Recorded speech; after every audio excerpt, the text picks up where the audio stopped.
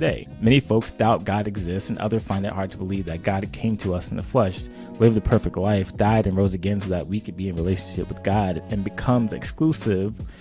People hold strong to their own beliefs and refuse to see things differently.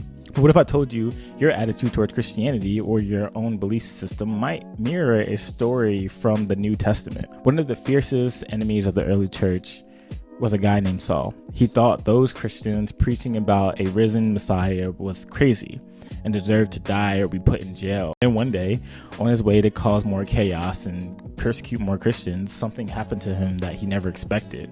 A bright light from heaven flashed around him, and a voice said, "Saul, Saul, why are you persecuting me?" Jesus asked, "Who are you?" The voice replied, "I am Jesus whom you are persecuting. Now get up and go into the city, and you will be told what you must do." In that moment, the very man who was bent on destroying the early church became a devout follower of Jesus who wrote a good part of the New Testament.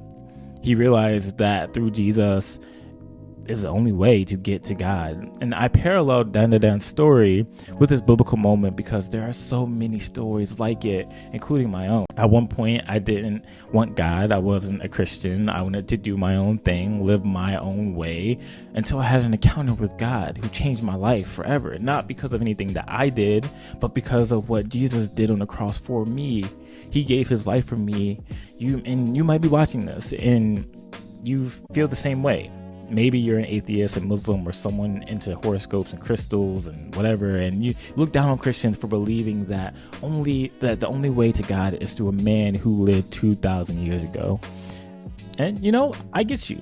I was once like you. Paul was even more extreme than you, but when Paul met Jesus, his life was transformed, just like many other Christians around the world. Paul had to be knocked off his horse and blinded for days, but you don't have to wait till you hit rock bottom to meet Jesus.